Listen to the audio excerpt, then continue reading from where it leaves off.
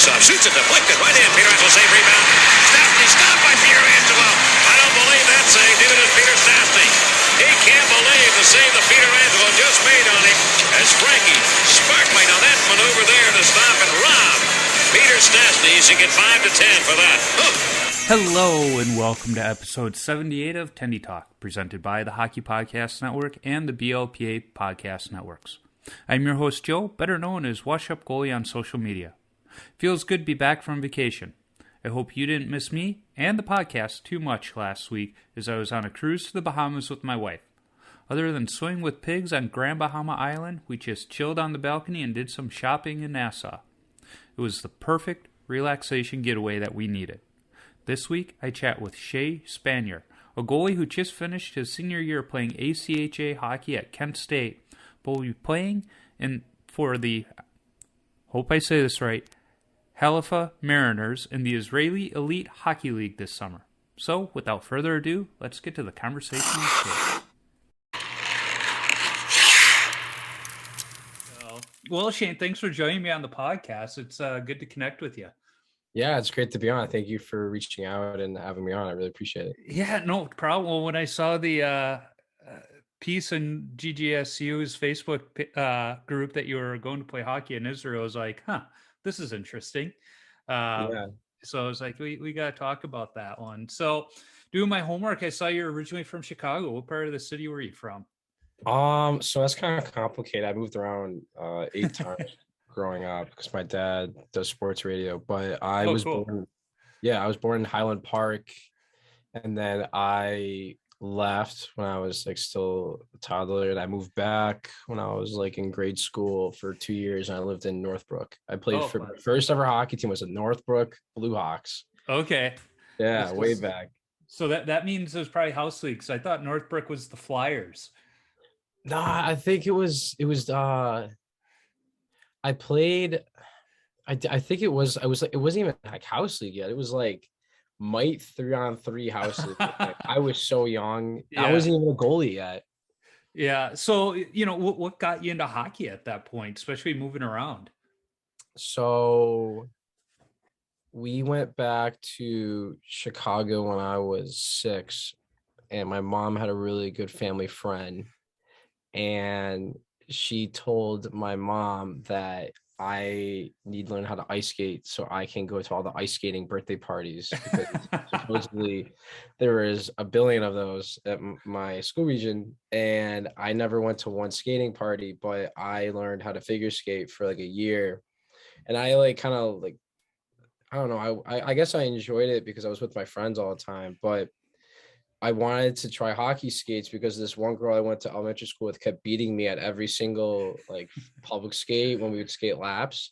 And I heard that hockey skates make you faster. So I told Mom I wanted to beat her at the races. So I made her maybe put in the hockey, and kind of flew on the rails ever since. That is awesome. And it's interesting, that you learn to skate, with figure skating, because I think there's a lot to that.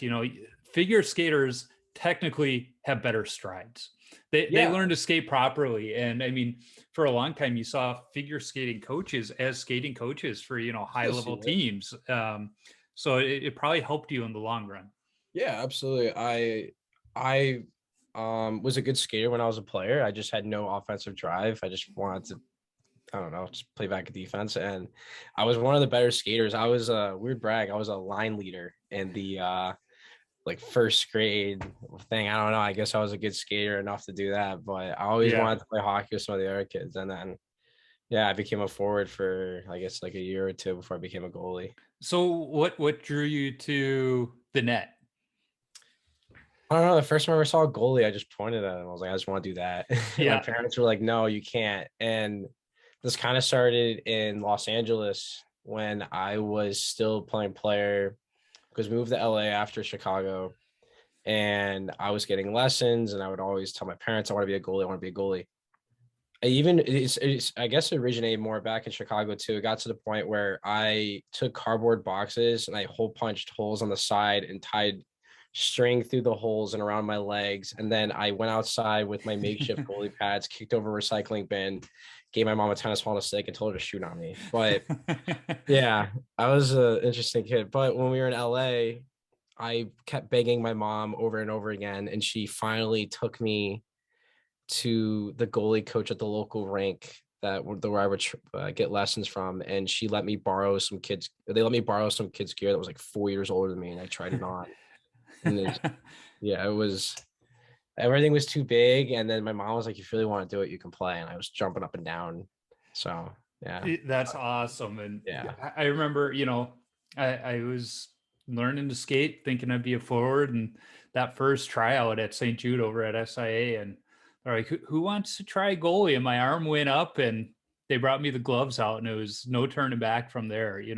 That first year we had two goalies on the team, and so whoever wasn't playing that game played, out, and which I think was good, and I think that's what they should do at that age.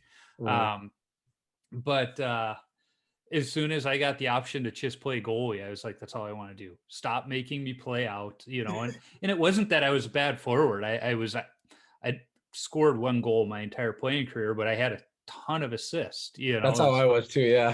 Yeah, so it's like, I wasn't bad. It was just, no, I want to be a goalie. I was kind of that defensive forward. I was always trying to get back and prevent goals. yeah. I never really had any offensive drive. It was weird because any other sport I played, I was like, Yeah. wanted to score. Like my parents put me in the soccer as a kid. I never had intention. I never wanted to play goalie. I played lacrosse for a few years. I did not even want to touch lacrosse goalie. I played, like, my dad played basketball growing up, and he dabbled a little bit in college. So I played a little bit of basketball growing up, and like I just never, like, I wanted to score too. Like it was just hockey. I guess I was just born to be a goalie. I don't know. That's like the best way. I heard it on one of your last episodes. It was like a goalie Goalie's born. Yeah, or he hatches or something like that. I started laughing. I love that. Yeah, it's funny you mentioned basketball. Like, I grew up in Chicago during the Jordan era. The Bulls were winning 6 championships in the prime of like my youth. In basketball, I was just like, nah. I went to one basketball practice because all my friends, were like, oh, you got to come to basketball. And I was like, okay, this was, it wasn't as fun as hockey practice. I was like, no, yeah. I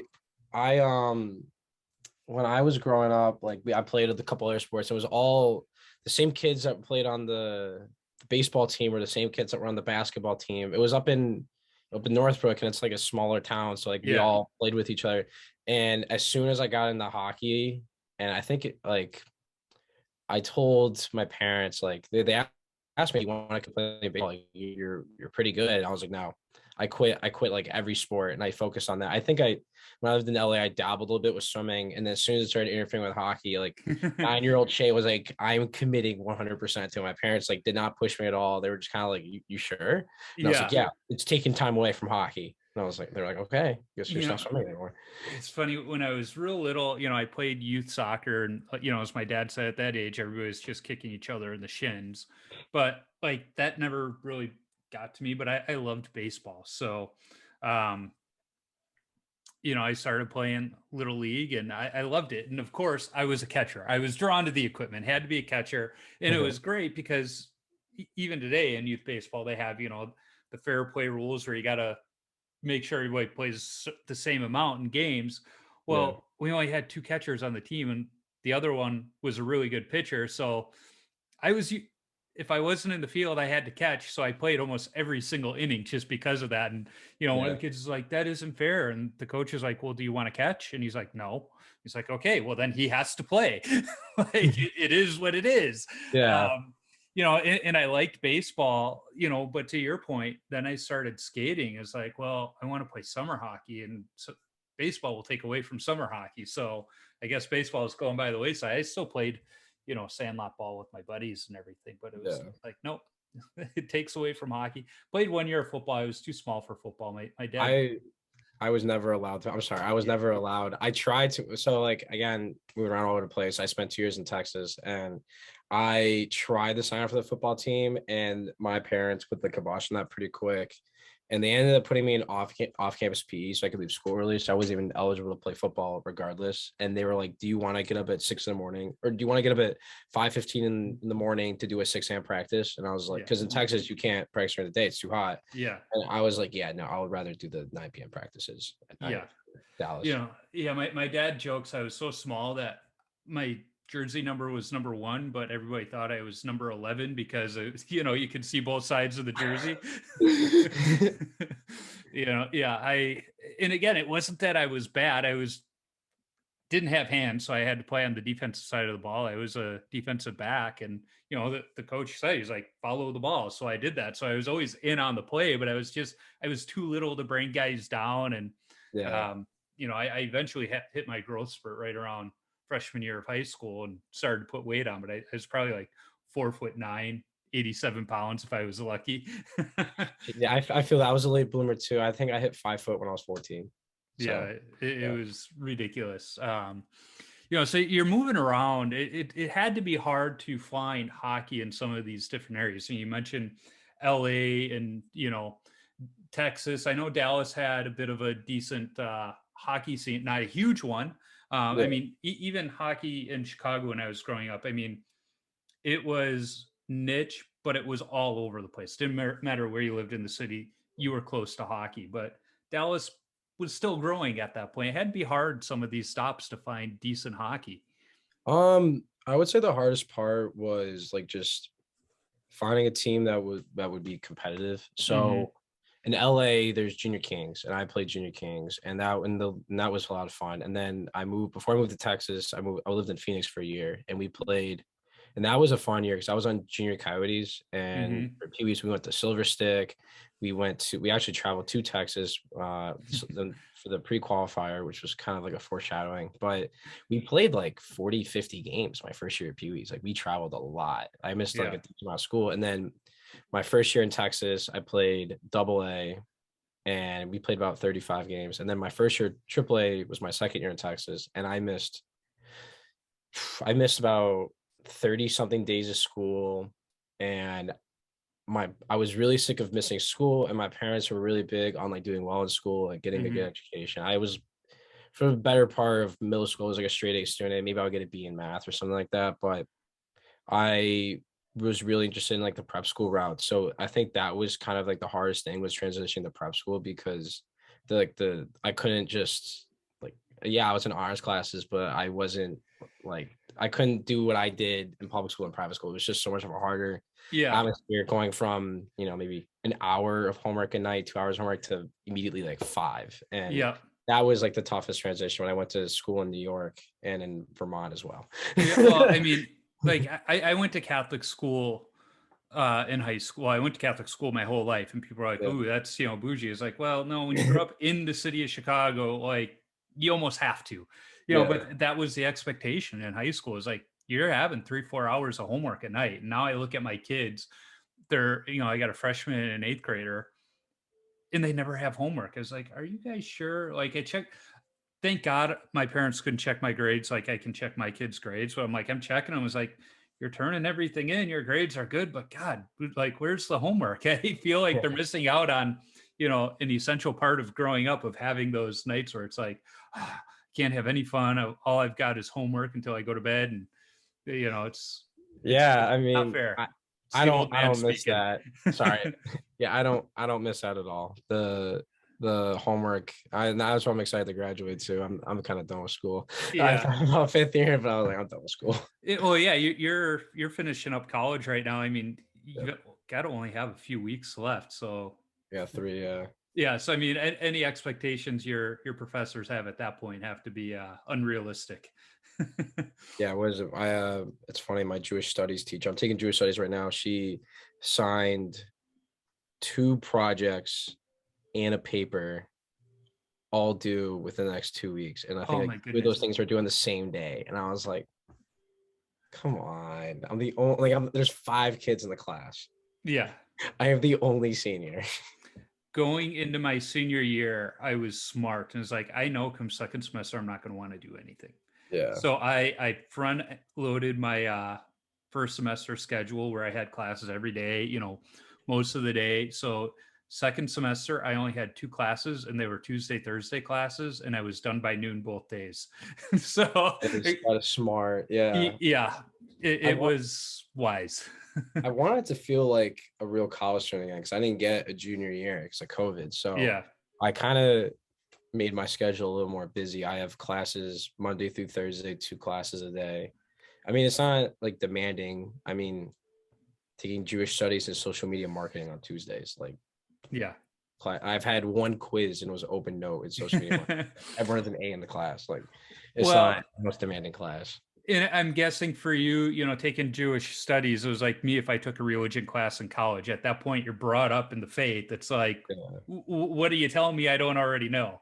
Yeah, I mean, I just took it just to be more involved in the Jewish community on campus, and for lack of better terms, just get an easy A. Yeah, I just wanted the easy A. you'll appreciate this. In high school, we had a Jewish kid on our hockey team, and he was really good because a lot of my teammates had a lot of questions for him, and they asked him in a way where he could tell that they weren't being, jerks about it. They seriously wanted to know. And the one day he finally, looked at everybody. He's like, "You guys realize, like, my faith is the entire first half of your Bible. Yeah, You should know this. It's not." It's not like I'm hiding it from you. It's just, and one of the kids is like, oh yeah, that's right. And then in college, one of my teammates, one of my first guests, Eric Richardson, he was a Jewish fella. In fact, he's from Lake Forest, um, Illinois. He he had to play on the first night of Hanukkah. We were at God, where were we? I think it was Hamlin University. We were playing, and he got the W, and he gets on the bus, and he leads the entire bus in the dreidel song. First, he had to teach it to us, but then we're driving the 2.5 hours back to campus, and he's got us all singing Hanukkah songs. It that's was one of those awesome. memories where it's like, yep. And I brought it up to him. He goes, "Oh man, I forgot about that. That was a fun night." Yeah, that I love that. I mean, there's four Jewish kids on the Kent right now, and we'll do stuff like that once in a while. We'll start chanting songs that we knew, or talk about Judaism. And it's funny because when I went to school in Vermont, it was called Rice. It was a Catholic school. Mhm. They were really like cool with the whole Judaism thing. And there was another kid on my team who was from Israel. Oh, cool. So that's kind of how that whole thing like started too, which is Yeah. kind of full circle. Yeah. So, I mean, you mentioned you're playing prep school hockey and you wind up at Kent State. What drew you to Kent State? What's my major? No, what drew you to the school? Oh, What was it where you were like, this is where I got to go? yeah. So I gotta thank my dad for that actually. He has no connection to Ohio though. But I was playing juniors. I bounced around a lot. I played for 5 different teams, 4 teams my last year, and like I played in like 3 different leagues, all in Ontario and Buffalo. And I ended up getting moved over to Brockville, and I was like the third guy on the Braves, starter on the junior B team. And when I got there, their record was like 4-17. They were terrible, and I kind of knew like I'm not gonna get any more high, like the NCAA Division III schools I was looking at. I knew was going to go away, and the slight interest I had in Division I was just non-existent after my first month, Yeah. and I got bounced out of the OJ. So What D3 schools were you looking at? it was a lot of schools that like they didn't work well for my major. So I looked at Morrisville State, Mhm. which I looked up on Niche, and it was known for going back to school as an adult and farming. Oh, So that did yeah. not fit my criteria for marketing or accounting. And I looked at some other schools, and it came down to like they were too expensive, or the school was too small, or I liked the school, but the coach couldn't help me get in. Mhm. So that was a lot of it. So I started looking more towards ACHA schools. Yep. And my dad looked at the rankings with me, and he goes, "Just call these 2 schools, and you're gonna like, I promise you're gonna love Kent. Kent's a mid-major school." He wanted me to go to like a bigger school, but he wanted me to have the college experience and have fun. And Yeah. I visited Kent's campus, and it was awesome. I really liked it. And Like it was like I wanted to go to a school where like the rink was on campus and they have a good deal with Bauer. So like my gear I have is like severely discounted. Nice. And my freshman year, they got me two S Pros and a pair of pants for free. Oh, nice. So like, yeah, like I got a decent my other goalie partner got a free helmet and two sticks. So yeah, they get like it was a better deal than the D3 schools that were recruiting me. I was like, and the tuition was like a fourth of the price half the time or half the price. So it was kind of a no-brainer on my end to come here because it fit what I wanted off the ice and it fit what I wanted on the ice. And the hockey level was pretty good. Yeah. And my dad gave me a pretty good piece of advice was go to a school that you'll want to go to if you're not playing hockey, which ended up being really good. I took that advice because I didn't get to play hockey my junior year, so I still enjoyed my time at Kent. That is actually great advice. You know, I think for any athlete is go where you might enjoy it if you don't play. I mean, a perfect example, my niece was a softball player. When she was looking at colleges, she was thinking of softball and she wound up going to my alma mater, which had a really good, still does have a really good softball program. They won nationals when I was there. And she got on campus and she's like, you know what? I don't want to play softball. And, you know, it was like, but she chose the campus because it was right for her and it worked out perfect for her. But, you know, so that's why that is really good advice. And at the same time, you're not playing hockey the entire time. You know, it's when hockey's out of season, you know, you still have to have that college experience. Now, school I went to, St. Mary's, it was D3, and we had, you know, probably wouldn't have fallen into your criteria because it was a small school. It was smaller than my high school. My high school was all boys. So, I mean, that tells you how small it was. I think we had 400 people in my graduating class, but we had the rink on campus. And as soon as we got on campus, you know, within the first week, we got captain's practices started until October 1 when we were allowed to work with coaches. And then as soon as the season ended, we organized our own intramural season until school ended. And we had intramural hockey for the hockey team. And then we had intramural hockey for people who weren't on the hockey team because they tried it, you know, just kind of mixed and we got too competitive and they're like, okay, you guys just form your own teams and here's your ice time. And we had a few fights and the majority of them were between two brothers that played on our team because we always had them on opposite teams for intramurals. And they would just go at each other and it was just funny. And then we finally get them in the penalty box and they're like, you okay? I think I really landed that, you know, right on you. I hope it didn't hurt. That's classic. Yeah, it's just classic brothers beating the crap out of each other. And it was funny because one of them had just this gnarly cut on his ribs from like here to here, just really looked bad. And we're like, what is that from? He's like, freak accident in one of our high school games because they were like a year apart. He fell down in front of the net and his brother in a game, and his brother was coming across and jumped over and his skate caught him and sliced him. And he's like, it wasn't as bad as it looked. It just resulted in this really bad scar. But of course it had to be something his brother did to him. That's funny. Yeah. That's just... you know, so you played ACHA hockey and ACHA hockey's come so far, especially compared to when I was in college. I mean, to me, we didn't even call it ACHA. It was just club hockey back then because that was the talent level. But I think schools have invested in the ACHA teams quite a bit, and it's become a lot more serious. And sorry. Go ahead. I was going to say, I think if it was where it is today, when I went to school, I may have looked at some other schools just because of that. I'm glad I didn't because I met my wife at my school and met her otherwise, but it was like, good answer.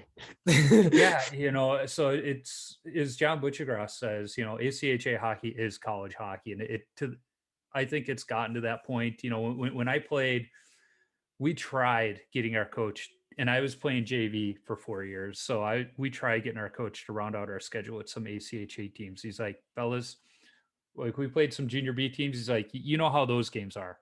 It would be even worse than that. And we're like, come on, we just want to shut up some of our high school teammates that played for these teams. But I think, you know, I don't know of any MIAC team, that's Minnesota Interscholastic Athletic Conference, we used to have our own JV postseason because almost every team had a JV team. I don't think any school has a JV team now because they all have the ACHA teams, and the varsity teams will, if they need a player, they'll pull from the ACHA team now. And so that's all they're doing is playing these teams from around the country now. It's great in my opinion. It's good for the game. Good for, the hockey players who want that collegiate athletic experience, but maybe can't make that D3 team or D1 team. It's still that competitive drive. I think it's great. It depends on the school too. I mean, like Liberty, my junior year beat LIU, and next year UNLV is playing Alaska Anchorage, and this year Lindenwood, that won the national championship for us, they played Denver, they played Air Force. I think they were up 1-0 against Denver too before they lost like 9-2, but they were up 1-0 in Denver, which is pretty cool. But I mean, there's a lot of teams in the NCAA that would lose to Denver 9-2. They're in the bottom of the standing. So ACHA hockey is extremely competitive, and I kind of always took it as a joke when I was growing up playing juniors in high school, AAA, and then I saw Liberty's locker room tour. I was like, wow, that's legit. And then I came to campus and I saw the rink and I saw the locker room and I saw like the different videos, and I saw like, wow, like this is like, we practice every day. We have workouts. We have like a minimum GPA. We have team meetings. We have a whole coaching staff, social media people. It's like equipment managers. It's like a legit operation. And then I come here, and like this year we have our last 5 home games. I think we averaged 800. And I think we're like this 3rd most attended sport on campus besides football, basketball. Like football is tougher to get to because it's like if you're a freshman, you have to take a bus, and it's like a little bit off campus. So you can really count it as the 2nd most attended sport on campus, because besides, like, I don't know anyone else that doesn't go, like, I don't know anyone else that goes to like baseball games. No offense to them. Like baseball goes in a couple hundred, but that's a little bit further off campus too. Like I got recognized on the hockey team literally in Paris when I was studying abroad by someone else behind me that went to my school. Like, wait a minute, aren't you on the hockey team? Like, it was just crazy. Like, I'll be in class and someone will come up to me like, hey, that was a sick game last night. Or like, I got a new job working security at one of the local bars being a bouncer, and the guy training me was like been coming to games for the past 4 years. It's like, oh my gosh, like you were on the team, like so cool. Like it's like you wouldn't get that playing at some of the schools that were recruiting me. Like I would talk to the coaches, and it's like, I'll look at the videos and there's like 12 people in the stands and 10 of them are girlfriends. Like, yeah, I joke about our JV games I played in. Usually it was varsity teammates, and a few parents would show up. And I've been with my wife for 22 years now, and she's been to 3 of my games. One when we first started going out, then we had our red white game my senior year, and then there was a high school alumni game that for her high school that her brother played at, and they needed a goalie. So they asked if I could play. I was like, sure. So she didn't come to watch me play. She came because her brother was playing. But by the time she met me, she was kind of fed up with hockey because her brother was a hockey player, played junior hockey, played for one of the big schools here in Minnesota. And that's cool. He went to North Dakota, but transferred after his redshirt year and played Division III, and he went to Frozen Four and all of that. But it was like, by the time she met me, she was done with going to hockey games. So it was kind of funny. It's like 22 years and you've been to 3 games, but it's cool. She's like, that's your thing. Go do it. It is what it is. So, we alluded to it earlier, school's ending and you're headed to Israel to play.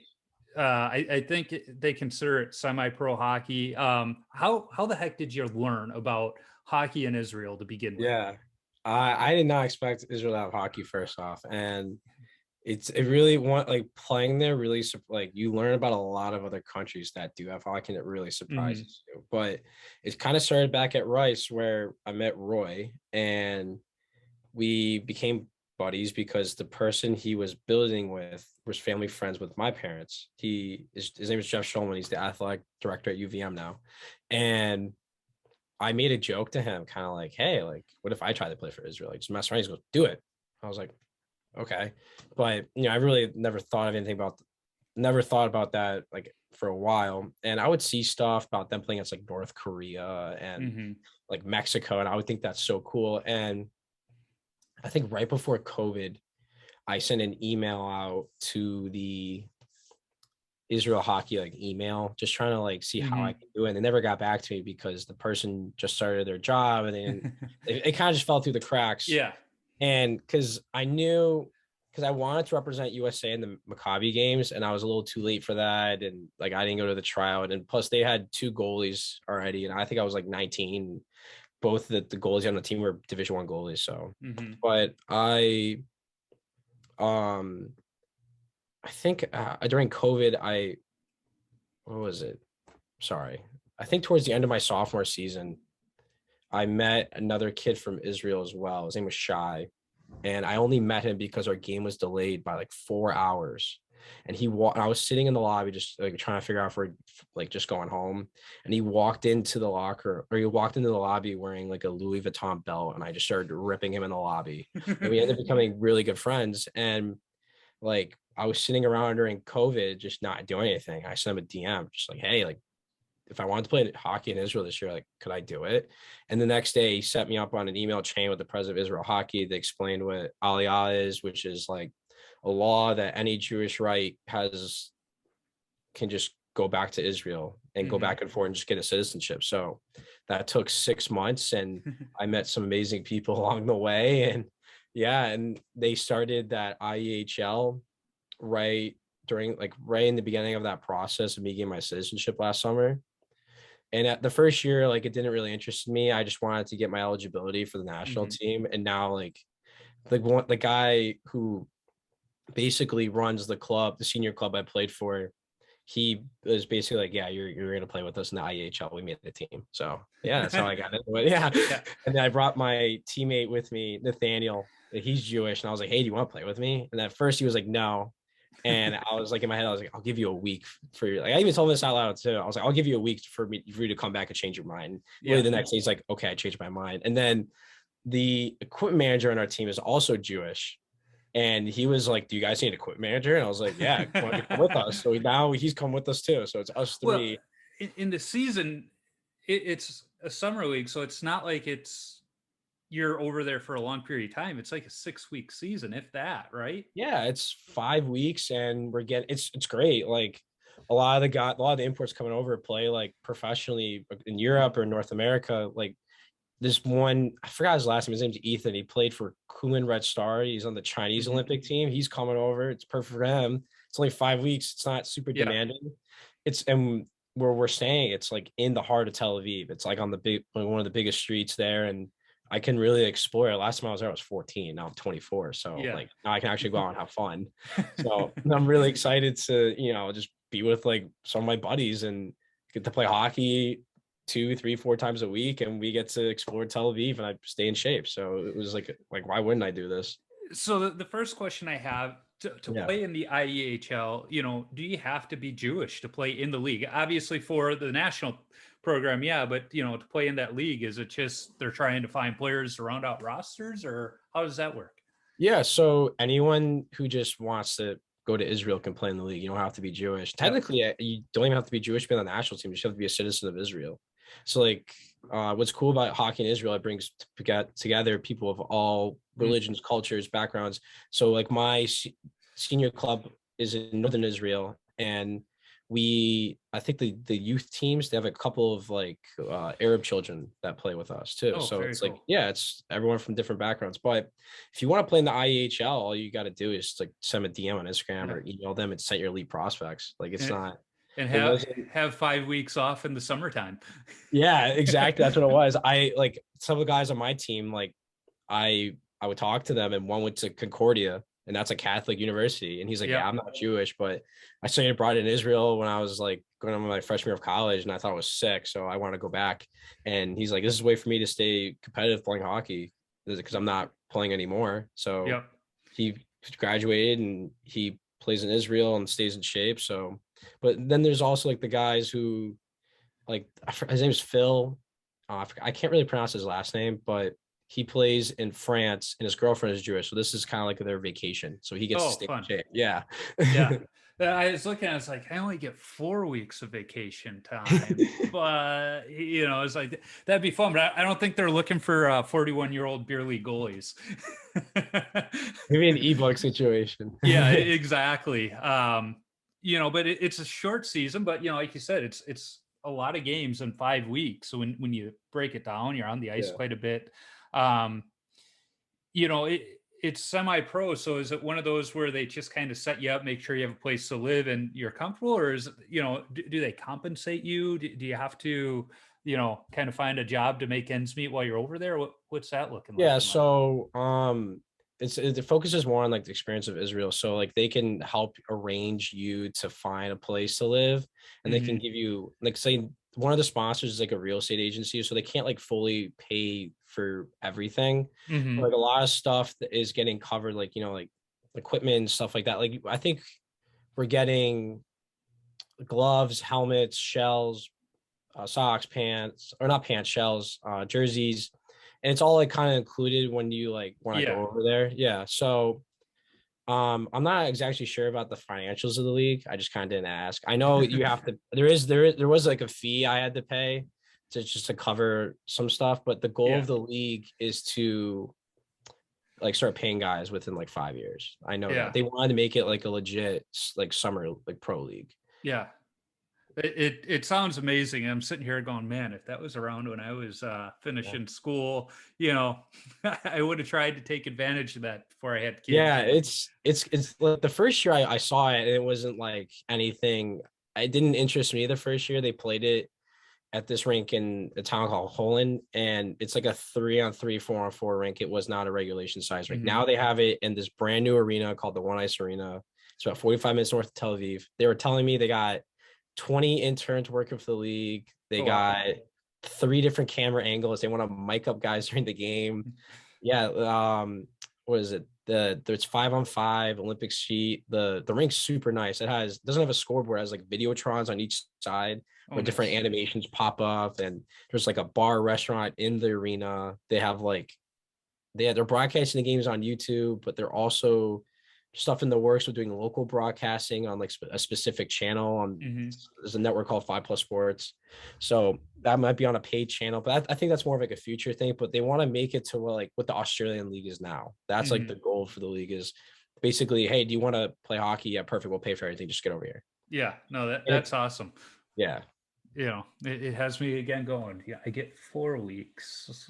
What can I do? yeah, it works out perfect because I get to play some games, and Yeah. I even had a coach like saw he coaches for one of them, like I won't say the name of the team or the name of the coach, but he coaches in a minor league like hockey team on the single A level, Hmm. and he's Jewish, and he reached out to me and he was like, hey, like let's see how you play in Israel, and if you play well, I'll give you a PTO. Yeah. Basically, think about giving you a PTO. So it's even helped me find opportunities now. So Yeah, like, I that's was not awesome. expecting that. Yeah, I was expecting just a vacation. Yeah, and if anything, I mean, at the end of the day, you get this really cool experience playing hockey in Israel, and being Jewish, that's Mecca of, Yeah, your faith, and I'm looking at it as a Catholic fellow going, how cool would that be to, be able to, you know, be in that yeah, area where my faith comes from too. absolutely.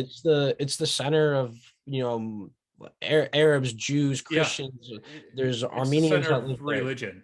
Yeah, it's an amazing place, and like you hear stories of Israel. It's so much fun over there. It's just like if you watch my videos on my YouTube channel, it's just me, like when my cousin and I went over there last time, we were having a blast. Like we were walking by the Jordan River before skate. Like Yeah. where do you do that anywhere else in the world? And I'm driving around the mountains, like the middle of nowhere. We're like, oh my gosh, this is amazing. Like we're like be meeting the locals. We're having like like there's like the beach, and we're like, wow, like this is a whole other part of the world. And it's just crazy that you're like 6,000 miles away from like everyone that you know almost. And Yeah. yeah, and like the hockey, the rinks are actually like kind of nice. The ice gets a little soft because it is warmer, especially in the Yeah. summer, but it's still a lot of fun. And like the hockey there was a lot better than I expected. So it's a win-win. Yeah, exactly, exactly. I'm excited for you. I'm excited to follow along. Thank you. It's going to be fun to see how it goes. Because I I can envision what they're working towards, so even for you, I mean, you're part of that builder stage, so no matter how this season goes, you're part of something that's growing, and you can, someday tell, your kids or grandkids, I helped build that. I was in on the ground floor. No, it's just like I don't know. I don't really view it as like I know I'm growing the game, but like I don't I'm not doing it like I'm not like seeking out this because I want to grow the game. I just feel like it kind of just came to me, and then it's just like really cool just to be like feel connected to like Israel itself, and like Yeah. to play hockey. It's an amazing experience. Like my grandma's originally from Israel, and I know like if she was still around, like she would be so happy. And it's just kind of like Mhm. seeing the Jewish community like come together is like really is like I'm not the most religious person, but just seeing like any group of people come together, it's really cool. We're just Yeah. bonding over like a single thing. So I'm not like going out there like like like trying to inspire people. I just like Yeah. I'm just living my life, and it just happened. This happened, and Yeah. yeah, and like last time I went, like I gave away like a few pieces of gear, but I'm not like that wasn't like why I went. I went just because like I just like I felt connected to this. I don't know. It's just I kind of got pulled into it, if that makes sense. Yeah. No, it makes total sense. I remember when I was in high school, we took a family trip to England because that's where my grandmother was from. She was a war bride. And when we were there, my uncle drove, I think it was an hour and a half to Peterborough so that we could go to Open Skate, where at the time the Peterborough Pirates played, Yeah, and wore some really crappy rental skates, but still got to skate in England. It's like, this is so cool. And, yeah, and then I started learning about the, leagues over there. And, this was at the dawn of the internet. So trying to reach out, but I mean, I'm this high school kid toward the end of my high school career, sending these coaches, my information, like, how can I come over and play? And the one coach was blunt. He's like, we only get so many imports, and you're a goalie. We're not going to use, we're trying to grow the game here. We're not going to use an import spot on a goalie. I was like, yeah, oh, okay. So I'll keep my eyes set on college then, because, at that time you could still go from high school to college at the D3 level, which it's crazy that even at D3 level now, it's like you have to play junior somewhere. yeah. Um, you Unless know, you played like New England prep, which is a little different, yeah, but yeah. yeah, We're high school here in Minnesota is kind of the same thing. We have a few kids that go straight to ice, to college, but even those kids are like, well, we want the year or two of junior hockey to help our development. And then if they're not drafted by then, they're usually drafted, and yeah, or whoever drafts them is like, yeah, we want you to develop a little longer. We want you to go to this school. Uh, yeah, yeah. So no, it's going to be really cool for you, I think. And like you said, you're not this super religious person, but I'm not this super Catholic person either. But when you're brought up in that faith, I mean, for me, I go into certain churches and you feel something different, and I'm sure that's how it is when you're in Israel. You just feel something a little yeah. different. I don't know, like maybe the water tastes better. I don't know, but I like that first time I stepped on the ice in Israel. Like I kind of skated around. I shot at like a puck. It was just like a pickup game, and Yeah, I was like, "Holy crap! I'm skating in the Middle East." Like yeah, I don't know anyone else that could use that sentence, like string those words across. right. And the connection, like the people I've met, like I've become, some of these people have been my best friends now, like my teammates. And I walk in the locker room and they're just like, "Why would you even come here?" It's like, I don't know, this is fun. Like, Yeah, like this is like I'm just having fun too. And like it's really cool though to see little kids, like they look at you like, "Whoa, like you play like college in the US, that's so cool." Like I'm trying to go play in North America, or I'm trying to go to Europe too. And it is cool like seeing these kids like watching you play, and like you're coaching them, like you have yeah, someone translating for you half time, but it's like you're kind of teaching the dad how to put on the pads, and you're like telling him like great game. And like my really good friend over there, like Itai, he sent me an update. He's like, "Hey, like your little buddy played his first game ever today." And that is like really cool, and it is like a huge rewarding thing to yeah, see doing it. But just like everyone, like as I said, everyone coming together, it's just like no matter the faith, it's really cool. And yeah. being in Israel, like my grandma fought in its independence war, so being able to be back there is really cool. I'm trying to go down to southern Israel during like our all-star break. Yeah. So I can like try to see where she was from. I got to figure that out from like the family tree. So Yeah, no, if you get the chance, you got to do that because, like I said, when we went to England, we only spent a day and a half in London. The rest of the time we spent in the little village and area where my grandmother came from. It was just so cool, to see that it's still a one stop sign town. It's still a single room schoolhouse, but to walk by there and be like, that's where my grandma went to school, and that's the house she grew up. Well, we didn't see the house she grew up in because they had to build a dike to keep the town from flooding. So that the house got torn down, but it was like, this is, where she grew up and my great grandparents, it's just kind of neat to walk those same streets and know the family history. So, we've been talking a little while. You mentioned you listened to some of the previous episodes. So, you know about the 10 not so rapid fire questions at the end. oh boy. Yeah. And I try and leave time because they tend to take up quite a bit of time. No, you're all right. Honestly, I could like Israel, like hockey is a big passion of mine, and Israel's a big passion. Same.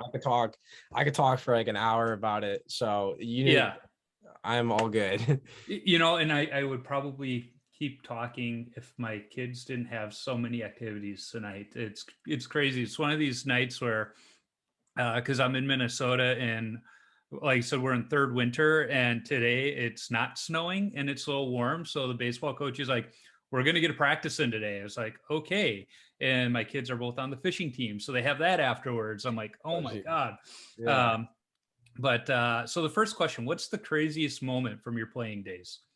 Craziest coaching moment. Sorry. Craziest coaching moment? Oh boy. Yes.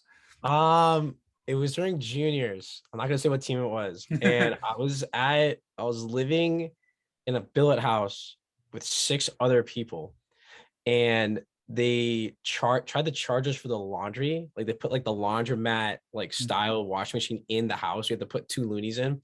And I was able to figure out how to get the coins out of the machine and recycle them. And when they figured out that I did that, they suspended me for it. But I couldn't finish my suspension because the team I was on couldn't get someone to get called up. So they had me sit on the bench, and the other goalie got hurt. And I had to go into a game that I showed up 15 minutes beforehand because I knew I wasn't playing. And I actually had a really good game. I think I played 42 minutes. I made 46 saves. It's funny on how we have this preconceived notion that we have to go through our routine to play well. But those games that we're just thrown into last second that we totally don't expect are usually the best games we play. Yeah. We're not in our head. Oh, sorry, go ahead. I was gonna say, because we're not in our head. We're not, psyching ourselves out. Yeah. I mean, I don't recommend showing up to a game like 15 minutes before and not warming up. Like I didn't even have my contacts on until like 3 minutes before the game. Like I did not, because I would literally sat at the goal, like center ice the whole time because I got suspended over something really bad, I feel like, and I wanted to go home because I was pretty close to where my hometown was, and they wouldn't even leave, so I was like really bitter about that. But I mean, I when I got in, I was like kind of nervous. I was like, shoot, like I hope I don't just suck. Yeah, that's funny. So what is your favorite all-time goalie mask?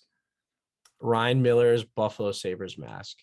I'm a huge Ryan Miller fan. Usually his jersey's hanging up over there, but that's my jersey. It's actually right there. The jersey. So yeah, Ryan Miller. It doesn't matter if it's the black one or the yellow one. I just like both. Yeah, because it was the same design, and I thought that was a really nicely done mask, and I liked that he stuck with it even when the colors change. Yeah, it was well done. I liked it. I have a really funny story about that actually. So when we went to Silver Six in Detroit, we took a tour of like the Warwick shop, and we saw like the mask, the picture of it. We saw like in the middle, there was a letter from Ryan that said like, thank you for everything. And he signed it, and around it was the blueprints of the mask and its design. And we had the crazy idea to call the number, and he picked up. Oh, funny. Yeah, I was like alive. It's like, I'm biggest fan. I hung up. That's funny. Now that he's retired, I want to try and get him on the podcast, but I haven't found any connections he and I have. So we'll see what happens there. He has Twitter. Just send him a DM. I feel like he might answer. I have tried that. And it's funny, some guys, you send DM, you hear nothing, but that's how I got Kelly Rudy on, one of the early episodes, sent him a DM, and he responds back. He's like, follow up after the playoffs. And now I'm down for it. And, Wow, that's cool. he was awesome to talk to, especially because I grew up watching him. So that was really fun. And there were parts of my game I modeled after him, primarily the blue bandana that I had to hang out the back of the helmet. That's cool. What's your favorite rink that you've played at? I was thinking about that one. That's a tough one because moving around so much is like, I gotta say the El Segundo Center in Los Angeles it was one of my favorites because that's where I started playing goalie. Okay. And that was it was really nice too. It's where the Los Angeles Kings practice. Okay.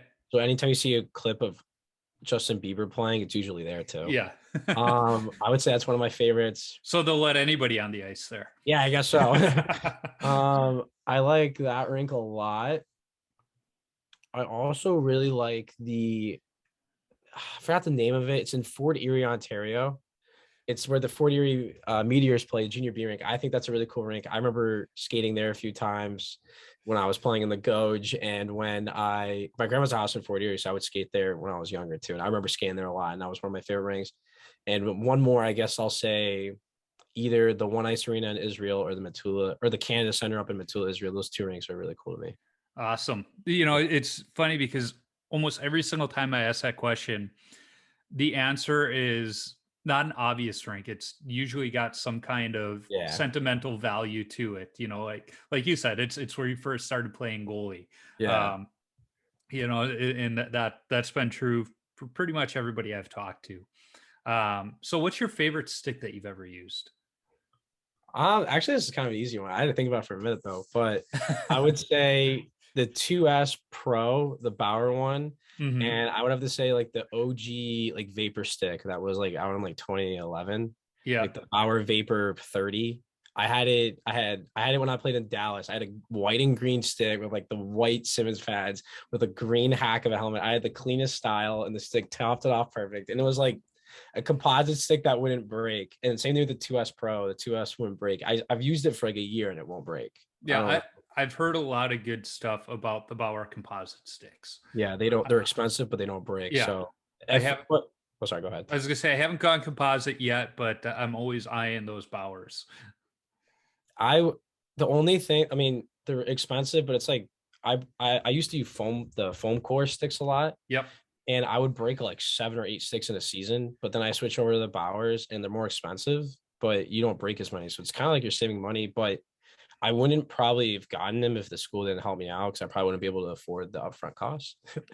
I get that. Yeah, I get that. I'm sure the deal wasn't as good for you in school as it was for me. We were still using wood sticks. I mean, players, one piece composites were just coming out at the time, but we were getting 3 sticks for $20 when I was in school. That I loved that. Unfortunately, I don't get that anymore. Can't even get headbands for 3 for $20. No. And it was funny because I was using Christian sticks, and pretty much all the other goalies were using CCMs my senior year. And so when I went to get 3 more right at the end of the season, so I had a couple, as I left school, our equipment guy's like, you're the only one using them, and there's 6 left in the cabinet. Just take them all. So it's like, I got awesome. six sticks for $20. That's nice. That's clutch. Yeah, it was. I was like, God, I wish I could get that deal again. So what's your favorite youth hockey memory? My favorite youth hockey memory, I would say, there was like how old is like when you classify youth, like under 14? Anytime. You're still young. Yeah. I played a high school hockey game my second year ever playing goalie in LA when I was 10, and we tied 7-7. So that was pretty fun. It was JV, if that tells you anything about high school hockey in California. My coach in Squirts was the ref, and he like kept pushing me to like had me play up in house too at the same time against like the Pee Wee Bantam group. Yeah. And he was like, hey, like, do you want to play a high school hockey game? And I was like, yeah. And they had me play that. And then I would say there was a summer tournament called the Beantown Classic. And I think there was like 8 teams. and every team was coached by an NHL scout. There were 14 of them there total, and it's like all these schools and junior teams were there, and I played really well and definitely turned some heads, and I got to play against guys like Teach Thompson, and that was a really fun experience. And I had to fill out NHL Central Scouting questionnaire and talk to college scouts, and I talked to the guy at the Bruins, and he was super nice to me, and they just made me feel like I was good for once. So Yeah, no, it's always a good feeling, yeah. when you feel like you belong. Yeah. So what's the best chirp you've heard on the ice, off the ice, directed at you, not directed at you? When Drew Doughty chirped that guy, I forgot who he chirped on the Ducks. He's like, "You're still in the minors." That was really funny. Yeah. I don't know. That's a tough one. I gotta think about it. Someone in Israel told me to go back to America, but he was from Boston, so that was kind of funny. That was funny, but yeah. I mean, That's I hilarious. guess like yeah, that was pretty funny. I guess that one day when he said go back to America, and then so that was around the whistle, and then the next play he got a minus because he turned the puck over the blue. So the whole bench was screaming at him like, "How do you like that 9?" Or was it 19? I don't know. Like, "How do you like that, buddy?" And we were just chanting, like we were just screaming at this kid. Even the other team went up to us and they loved it. So yeah, that was funny. Yeah, it was funny. So you're in college, so I'll ask the question anyway. What's the worst post-game beer you've had? I would say, I mean, I'm 24, so I've only legally consumed alcohol, obviously, but I have, when I was back home in Vermont, I was playing a pickup game as a forward, and they gave me like an IPA. Yeah, and it just didn't go down right. I don't know. Yeah, they're not good right after a game. They're just too hoppy. I don't know. I forgot what it was. It was some local, like, it didn't taste that good, and I kind of just chucked it. I pulled that. I just I gotta drive, and then yeah, I dumped it. It was not good. I think it was a weird flavor too. It had something to do with like orange or something. It was bad. Yeah, hang on a second. My daughter's supposed to be going somewhere. I gotta. Oh, you're good. Don't worry about it. Yeah.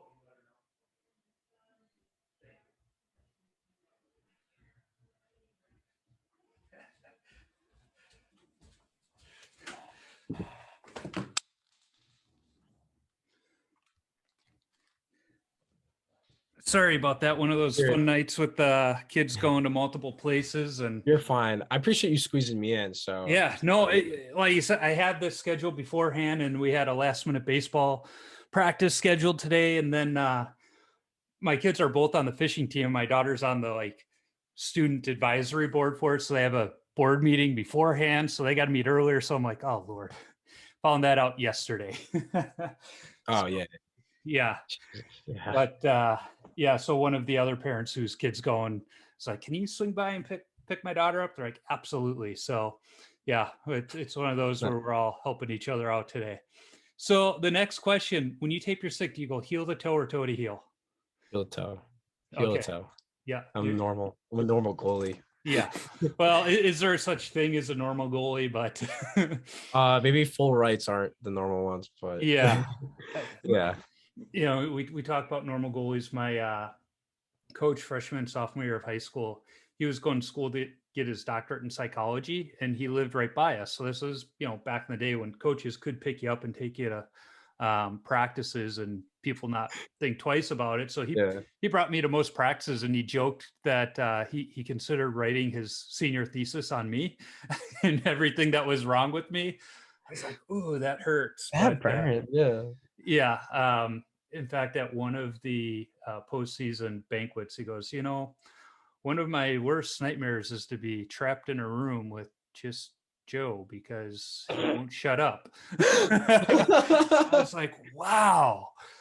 Really? I mean, we're still friends to this day, and it's crazy because his kids are now older than I was when he coached me, but they were in town a couple of years ago, and we met up, and he's telling all these stories about me and how goofy I was, and it's like, hey guys, did your dad ever tell you about the time he got thrown out of a hockey game? And he's like, don't you dare. And his kids are like, no, tell us more. And then they start going into, Dad, you weren't using your conflict resolution techniques, were you? And you weren't, all these different things you would think a psychologist would be doing. And he's like, don't you dare. And his wife's just sitting there, and she was, they were dating at the time, and she's like, oh no, go ahead and tell him, because she was at that game too. And it was just so funny. And they're like, you didn't, Dad. And he's like, yeah, I did. I was like, if you're gonna tell these stories about me, I'm gonna turn the tables on you. you gotta even it out. You can't be one-sided. Yeah, it was pretty funny. He was having some weird feelings that night because we're sitting there having beers together legally. He's like, this is just wrong drinking with you. I was like, yeah, I get it. But I was already in my 30s at that point, so it's not like it was, but yeah, I get it. So the last question, what advice do you have for young goaltenders? Advice I have for young goaltenders, honestly, just like have fun, take advantage of your opportunity. You never know when it can stop, so don't take it too serious. I mean, like, you want to play as a high level as possible. Take advantage of every training session opportunity you get. Like, if you kind of half-ass it, that's what you're gonna get out of it. So if you want to go somewhere, don't half-ass it. Yeah. What's the I think it was Ron Swanson, don't half-ass two things, whole ass one thing. But to your point of take advantage of everything. I mean, that's exactly what you're doing. You're taking advantage of an opportunity to go play hockey in Israel. That's awesome, and I wish that was an opportunity when I was your age, because I probably would have jumped at it, and my wife would have been like, I thought you were starting your job after school. Be like, hey, they can wait a few more weeks. Well, it's been really fun talking to you, getting to know a little more about hockey in Israel, and it's going to be really fun to watch that grow and see how it matures, because it's I don't want to say it's a hotbed quite yet, but you're starting to see other areas around Israel try and get hockey. There's the group in Egypt trying to get things going. I think I saw that there's hockey in Dubai now, and it's it's an area that I don't think you're ever going to see it huge like you do in like Canada, Sweden, or that the Norwegian countries. But if it's a small little niche thing where people are loving it and growing it, that's awesome. Yeah, it's growing really well. Actually, the hockey team is a club called HC Bat Yam. They are the first ever, I'll use the term pro, because that's what they said, pro team. They're the first ever pro team to travel to the UAE and play a UAE team. Don't let Trav Ford know that there's pro hockey in Israel. Otherwise, he'll probably be leaving Sweden for Israel. Oh my God! So yeah, if you want to learn, that's a perfect time to plug it in. If you want to learn more about Israel hockey, check it out on my YouTube. But yeah, we're gonna be broadcasting games on YouTube. I'm gonna be doing more behind the scenes and game day type things with the games on there and just firsthand experience. I'm not really trying to be a Trav for Oilers 2.0. But Shea for Sabres has a good ring to it, I'm not gonna lie. Nice. But yeah, I just really hope to keep playing as long as I can, and I know I'll be able to get a job working remotely, either full-time or part-time. So after Israel, I can hopefully play in the SP or the Fed, and as long as I can keep playing and having fun, I'm going to keep doing it. So yeah, exactly. I don't like using the term chasing the dream, but if your lifestyle is conducive to bouncing around some of these places, if you love the game, why not? Exactly. All my friends are like they're jealous because I'll ask them how's work, and they're like, it sucks. They're like, just don't ever get a job. And that's not like me saying that's one friend saying, that's like three guys I know that already graduated. They're like, yeah, like they're jealous. Like, yeah, I wouldn't get a job. Yeah. Like, I mean, I get it. You gotta get a job eventually. I'm Yeah. not Well, wrong. it sounds like you're going into marketing, and that's what I do too. And the opportunity to work remotely is so huge in that field Yeah. where it's just like, absolutely it's doable. You know, I work remotely. That's why I like to record like at 4 o'clock because my company is out on the East Coast. I'm in, you know, the Midwest. So it's like at 4 o'clock I'm done, and I try and get my recordings out of the way early so Yeah. that when the kids do have activities, it's not an issue. That's right. And I think if COVID's taught the workforce anything, it's that, um, you know, we can work remotely and still have that, office culture. In fact, I've been at my job a year and a half, and very few people on our marketing team, it's a big team, have met each other in person. And our VP wants to get us all in person just so that we can meet in person. And the biggest question everybody has is, how tall are you? Because that's the one thing, and it's Yeah. like we're taking bets of like how tall we think certain people are, and it's like the one Definitely. person we thought was taller, and she's like, I'm like 5'2", and we're like, no you're not, and she's like, yep, I'm 5'2". That's see, like that's something that you wouldn't think about like 3 years ago. You would never be Yeah. like, oh damn, yeah. No, that's see, it just blows my mind like that. That's like normal now. And it's what's cool with like with marketing at Kent is that the business school makes you take so many other classes. So I have a good understanding of like our studio and Excel. So I can do like data entry as well. So like Mhm. doing even just if I don't have to talk to people and type into a computer for the same amount of money, but if it works better, I'll do it. But yeah, I'm just looking for like any remote work as long as I can keep playing. And then Yeah, well, you talk about remote work. We have a new agency coming back on board with us, and the uh, the founder of the company, she terms herself a digital nomad. They just travel the world. They'll get an Airbnb for like 3 months in a country and explore it, and then they'll go to another country, for that's another so couple cool. of months. And last I talked to her, they were just settling down in Spain. uh, you know, and her colleague was down in Costa Rica, and they get long-term Airbnbs and just explore these different areas. And when they think they've seen everything they want to, they find their next place. And That's she's crazy. like, technically my passport is from the US, but we don't have a mailing address, we don't have anything like that. It's just up and at wherever they go. So her whole company is just remote, and she's like, I don't care where you live, these are just kind of our somewhat standard business hours. That's insane. Cause like I'm just thinking about like traveling that much. It's like, yeah, Yeah. like you don't own a lot of things. I think it's really cool, like that minimalist lifestyle. Yeah. And I don't know, I guess that's kind of I'm not really doing that per se, but I guess like playing minor league hockey is like traveling around a lot. I do want like a physical place in Ohio. Yeah. So I'm saving up money to get like a fourplex or a duplex so I can get my rent paid when I'm gone. Yeah. So like I'm trying to save up money for that. Yeah. It's hard to live a nomad lifestyle with goalie equipment. That is true. I every time I watch one of those tiny house shows, I'm like, where would my equipment go? I always think where they go to the bathroom. They never show the Well, bathrooms. they do, but they're smaller than a cruise ship bathroom. Yeah, but where do you It's like shower though? Like I never like I've seen maybe like two videos and they didn't show the bathroom or the shower. Like I don't know. Maybe I just didn't watch the whole video, I guess. But yeah, it's not spacious. We'll put it that way. I can't. It's a small little deal.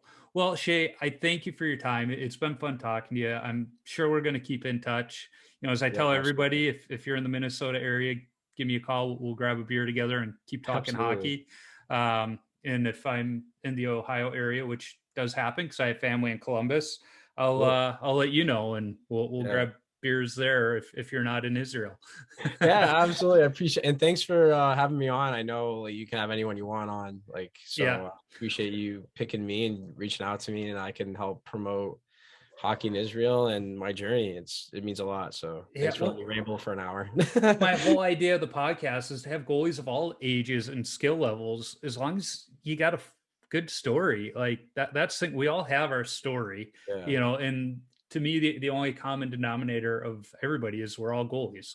And my wife was like, well, don't you have people who aren't goalies on the show? Like you could expand. I was like, I have had, one person on who wasn't a goalie, but there's enough goalies. Why not? It's like, Yeah. I try keeping, some bigger names or, people other folks might recognize just because it helps. But when I'm having troubles filling in, that's when I go back to the old reliable beer league ranks. And, there's plenty of those goalies that I know that I can reach out to, and they're like, yeah, I'll talk to you. Well, if you ever want to learn, if anyone ever wants to learn more about Israel, I feel like contacting like anyone over there would be amazing. And if you ever want to like learn more too, feel free to reach out. Like I'm always willing to talk Israel hockey. Like that coach reached out to me and I sent him something like this long about, I typed the whole thing up. It was just, I think it's super cool. And yeah, everybody has their own story. And I think I have a pretty unique story. So I always absolutely. Want to And where can folks follow you in your journey?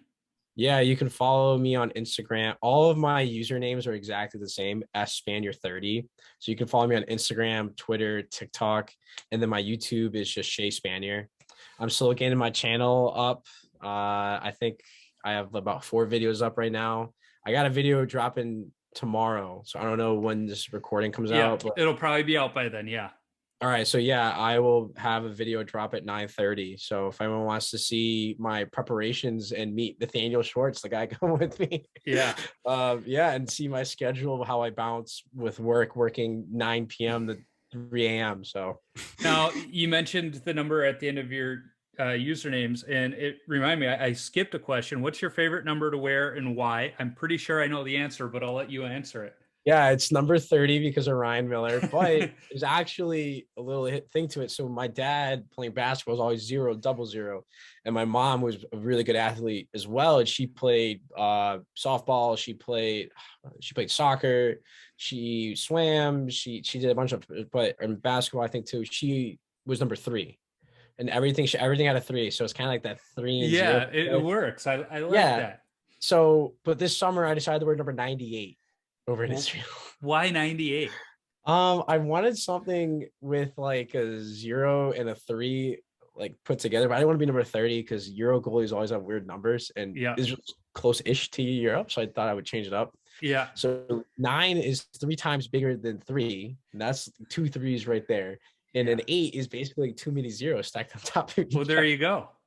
So yeah, I put up like 6 numbers that had like that same type of logic, and I put on my Snapchat story and I said, yo, which number should I wear? And I got like the second most votes, so I picked it. So I have a question for you. What's up?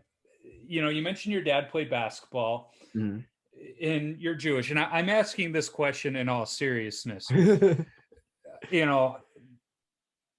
Jewish people love the game of basketball. Yes. But if we are honest, they're not very good at playing the game of basketball. No. Like, what is the deal with that? I've never gotten that. I think it's because of the Knicks. That would make sense. Yeah, the New York Knicks, like Jews love baseball too. Yeah. And because it's like the Mets and the Yankees are there, and there's a huge Jewish population in Manhattan. Mm-hmm.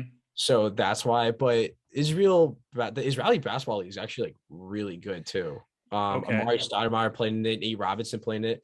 Amari Stoudemire, when he came to Israel, loved it so much he converted to Judaism and made Aliyah and is now an Orthodox Jew. Really, that is 100%. That is 100% a fact. When he left the Knicks, he went to Israel. You can look it up. There's pictures of him all decked out in Orthodox gear. He lives in the U.S. now, but he is an Orthodox Jew. And have you heard of Yeshiva University? Yes. Probably not. Okay, so I actually have. So there's a rabbi on TikTok that I follow because he explains to the Jewish faith, and he was at one of the basketball games. Yeah. Yeah. So Yeshiva's basketball team has won 50-something straight games, and their leading point scorer led all divisions in basketball and scoring, and he just declared for the NBA draft. Oh, very cool. His name's Ryan Terrell. That is one basketball jersey I will buy wherever he plays because he's like this 6'6". They like like a lot of people think he can get drafted in like the late second round. They don't know how realistic it is, but he said he's willing to play on Shabbat. So that's like a big, okay. Like, and he had a lot of Division I interest, and he decided to go to yeshiva to help the same, like kind of not the same thing I'm doing, but like to show that you can still be faithful to your religion and have, so he just won't drive to the games. He'll walk, he said. Yeah. So well, I mean, look at Sandy Koufax. He wouldn't pitch on Sundays, you know?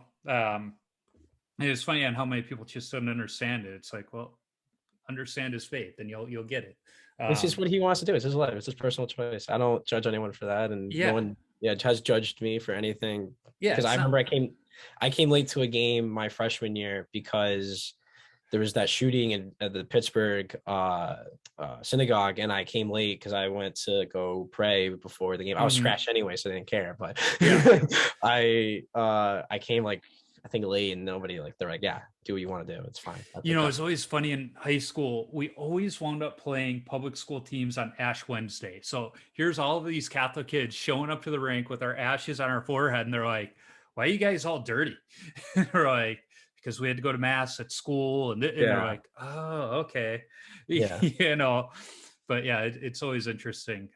So again, thank you for your time. It's been fun talking to you. We're definitely going to keep in touch. Sure.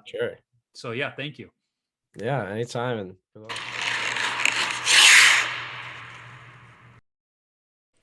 I'm excited to follow Shea's journey playing hockey in Israel and hopefully beyond. Before seeing his post on the GGSU Facebook group, I had no idea about hockey in Israel, the Israeli Elite Hockey League, or even similar leagues around the world. Be sure to follow Shea and his journey by searching for S Spanier 30 on most platforms, including YouTube. You can find me on Instagram, Twitter, Facebook, and YouTube simply by searching for Wash Up Goalie, and I'll pop up. Visit washupgoalie.com for some great hockey-related content, my beer league hockey video highlights, and of course, all podcast episodes. If you want some Wash Up Goalie or Tendy Talk apparel, be sure to visit my Threadless shop by clicking the merchandise link on my website. If you like this podcast, go listen to the BLPA Big Show. It's the OG BLPA Podcast Network show where a couple of beer league players talk beer league hockey, draft experience shenanigans, and exploits from around the game. Be sure to check out the full lineup of hockey-related podcasts on the Hockey Podcast Network as well. There are too many lists here, but shows like the Press Zone Philadelphia podcast, the Tip of the Iceberg podcast, and the San Jose Hockey Now podcast can all be found. I need to thank the band Zamboni for allowing me to use their music on all my episodes. You can download their music on iTunes or listen wherever you stream music from. I'm always working on lining up other goalies to talk to. And this time of year, when we transition between the season and camps, is always the hardest to line up future guests. If you are a goalie or have connections to a goalie who I should talk to, shoot me an email at washupgoalie39@gmail.com or send me a DM on social media. Let's not forget, if you are a brand that wants to sponsor the show, be sure to reach out to me. I'd be happy to talk. And finally, if you like what you hear, be sure to subscribe, rate, and comment on the podcast platform you're listening on. It's a quick action on your part that helps others find Tendy Talk. So, until next time, keep your stick on the ice and your body square to the puck.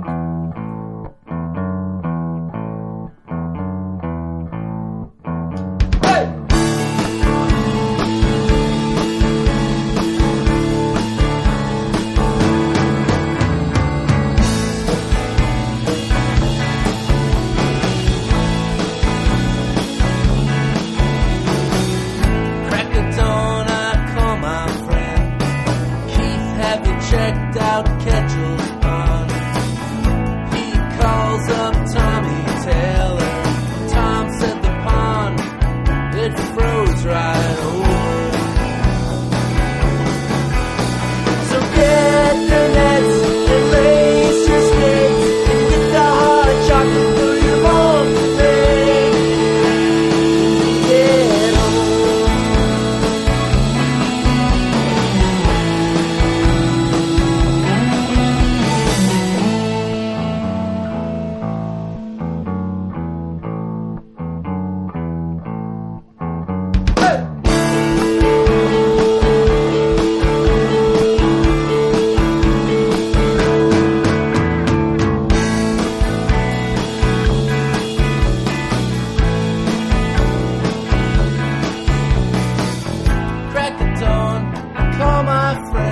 Tarkin. Yeah, Dave. Hey, have you checked out the pond today? It's funny you ask. I was just down there this morning. Yeah, any good news? Well, Dave, the pond? Yeah? It's froze right over. Alright, let's go! Get the